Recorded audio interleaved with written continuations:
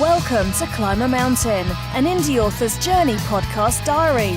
Follow Riley each week as he charts the progress of his indie author business. What are his plans? What will he try next? How are his book sales going? What can you learn from his experience? This is the Climb a Mountain podcast diary, and here is your host, Riley Morrison. Greetings everyone, I hope you had a good week. I had a pretty productive week this last week. It's been pretty good, that's all I can say. I've been deep into Thesaria Online Book 3. I managed to get a fair bit done. I think it was about 14,000 words, so I think it was just under 2,000 words a day across 7 days.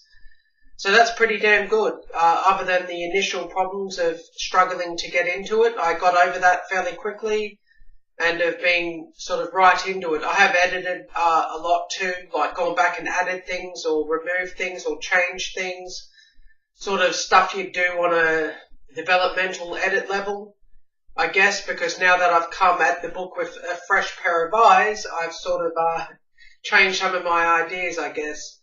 I mean, most of them are the same. It was nothing major type thing. Everything's pretty much the same story. It's just tiny character details, and I brought the conflict between two characters to a head a lot sooner rather than later, which is probably a good thing because basically the main guy, his name's Ajax, and there's another woman who he has to work with through book 3 called Viveka, and they have I'll say a rather troubled relationship would be the best way to put it. But at some point, I didn't want Viveka to just come across as a nasty person all the time. I try not to swear on this podcast, but so yeah, they've had their sort of conflict. She's realised that he's not just a weak boy, and that he actually can lead an army type thing.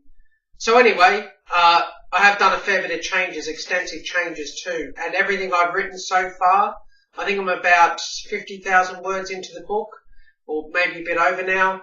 Everything is like at second draft level, so it's actually pretty clean and close to how I want it for the final draft. I'll obviously go back and add and change things and whatever, make sure everything stays the same from the beginning of the book to the end. Because yeah, having a gap in between, I'm reading over the old stuff as I write, and it's amazing all the stuff, little minor details I forgot. Because like I said last time, I don't keep detailed plans of the series, which is just stupid. I really need to do that sort of stuff. But yeah, like the book is coming along really well. I'm happy with it. And if I can do at least another 14,000 words in this next week, then it'd be really great, especially if I can edit them up as well. I mean, if I wasn't editing on top of the writing, I think I could get a lot more done. It's just, I like to edit it these days. I never used to be. I used to write the whole book, then edit, but editing just kills me.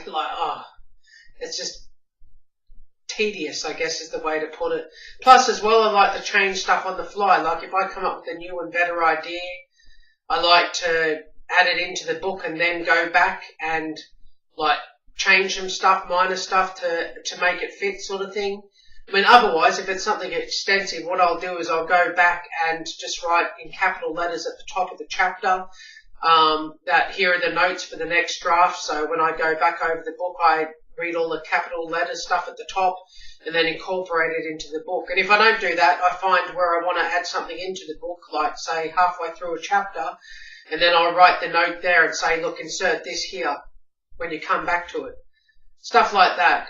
Anyway, that's going off topic, but basically I could get a lot more writing done if I wasn't editing as well, but I like editing on the fly. I think Dean Wesley Smith recommends, or he does that basically. It just makes it so much easier when you go back to the book when it's done. When you've got a clean manuscript and, you've really just got to change minor details and then proofread.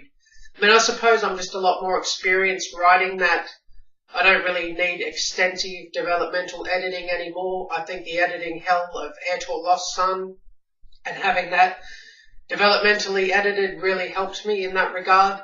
So, yeah, my books are just so much easier and cleaner to write. I mean, I'm actually finding it. I write the first draft, and other than some cleaning errors, like, spelling and grammar and whatever, it's actually pretty damn close to how I want it finally. And I'm not a plotter. I mean, I have a good idea of what I want the story to be in my head, like the chapter, and then I just write it basically as I see it in my head. It's like a movie. Anyway, I'm sure other pantsers know what I mean. Like, the more experienced you get, the easier it becomes. It's not like I'm totally just writing into the dark. I have a good idea where I want the book to end. I mean, even before I started it, I guess I knew where I wanted it to end, and then I just add in all the details in between. Raid Slayer is still off with the proofreader, so I hope I'll get that back in the next week or so. I'm not really in a hurry with it. I've come up with a rough plan of when I want to release the book, and that'll be September 19th to 21st, roughly. That'll be the day it comes out. I'm planning on at least maybe a 2-week pre-order, for various reasons. One, I can put it up on Royal Road and have a link to the book for people to buy it. Royal Road, I'll probably put the whole book up there for people to read for free. I mean, I don't know how many readers you get out of it, but I did get a fair few pre-orders for Thesaria Online. So I don't know how much of that was to do with Royal Road or not, or just because it's in a hot genre, maybe that's people are pre-ordering it, I don't know. So yeah, 19th to the 21st of September roughly. The pre-order I'm going to try to get up around September 9th to 11th roughly. Something like that. That's actually 10 days, but whatever. Anyway, I'll work it out. But I'm going to sit down and write a detailed plan on how I'm going to launch the book over the next week. I'm going to try to do better than I did for the Thesaria Online launch. I really think Raid Slayer could, I hope, be my breakout book, and that Amazon doesn't stuff me around. I mean, Thesaria Online would have possibly been a breakout book a bit, except, yeah, all the drama and all that sort of stuff. It has actually sold over 400 copies now.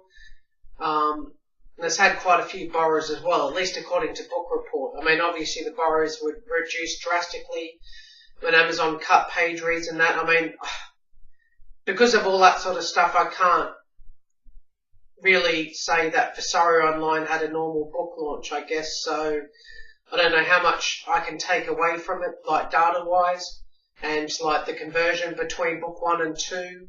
I think it's about 40%, something like that. I'd have to look at it closely. Like, I mean, how accurate is all that sort of stuff when it had Amazon cutting page reads and I pulled out of KU early?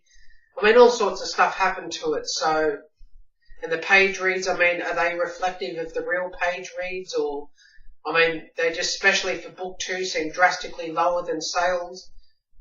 Anyway, I might look into this in another video at some stage, probably after Raid Slayer comes out.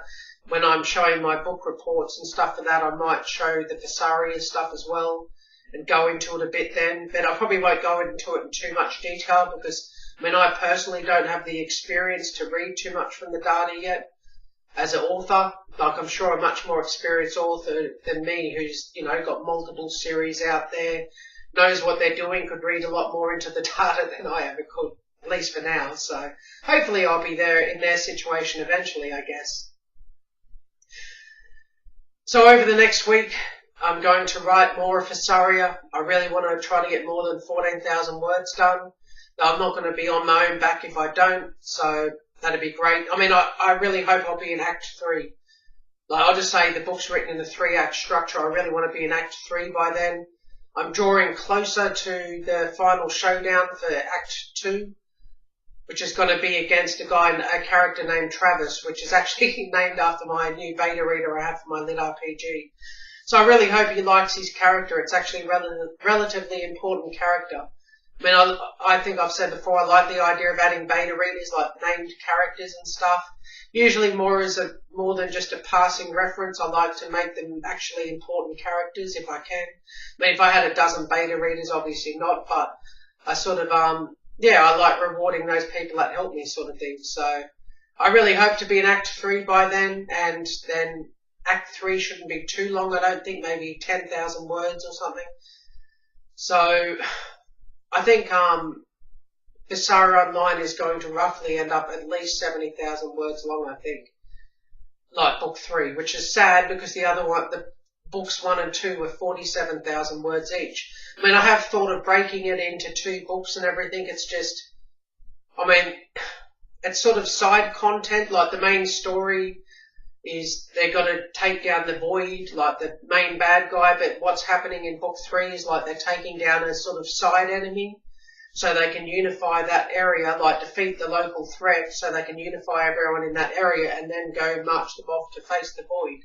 It's like sort of side content type thing. It's not, I don't know, it's not really something I could break into 2 books because that would add a lot more importance to the main enemy of this book 3 than it really needs, sort of thing. So anyway, like I said, technical book details, but so I'm going to really, I mean, even if it's nearly twice as long as books 1 and 2, I mean, if people like the series, I hope they're going to be happy with that.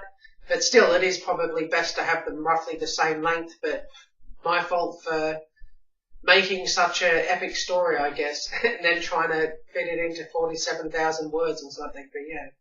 So that'll be my task, write more and really get into Act 3, which is what I really, really want to do, because then I'll be close to finishing it. I really want this, my plan is to get Visaria Book 3 done by around the 12th of next month, which is 2 weeks away nearly or something. So, yeah, a lot of writing, and I really want to get it done and off to the proofreader by then. I haven't even thought of when I'm going to release Visaria Online Odyssey, but I'm going to guess it's within 2 weeks of Raid Slayer, just to really capitalise on that sort of launch period of Raid Slayer. Like if Raid Slayer is doing well, it'd be good to get another book out there, litRPG book, that's close enough to Raid Slayer that people might cross over and read it too.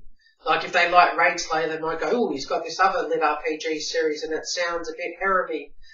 Well, actually, yeah, the terminology of harem is in dispute, really. Could Visaria Online be a harem because the main guy is with the demon mage secondary main character and her demon pet succubus? Like, you know, they sleep together and stuff. Not that there's much sex in the book or anything, but yeah, like, anyway, does that make it harem? I mean, who knows how many partners have to be in a group to make a harem sort of thing. Anyway, I digress. So other than that, for this coming week, it's just going to be the Raid Slayer plan. I'm still not advertising or anything. Sales are still roughly the same, so I can't complain there. And yeah, it's just going to be writing and doing the plan for Raid Slayer. And if I don't do the plan for Raid Slayer, it'll definitely be in the following week. I really want to really hone my skills with KDP Rocket and get the keywords right and everything. So yeah, I'm really excited about this coming month. I really hope it's when my author business really picks up and things change. And yeah, it's going to be a busy month, and we might be going on holidays in it too. So that's going to be fun, trying to deal with book launches and going on holidays with an area where there's not particularly great internet. So the joys of running a business from home, I guess. Well, anyway, thanks for listening, everyone. Take care. Thanks for listening to Riley's Indie Author Journey podcast. Please subscribe and share the podcast with your author friends. Have a good author week writing and selling your books. Until next time, take care.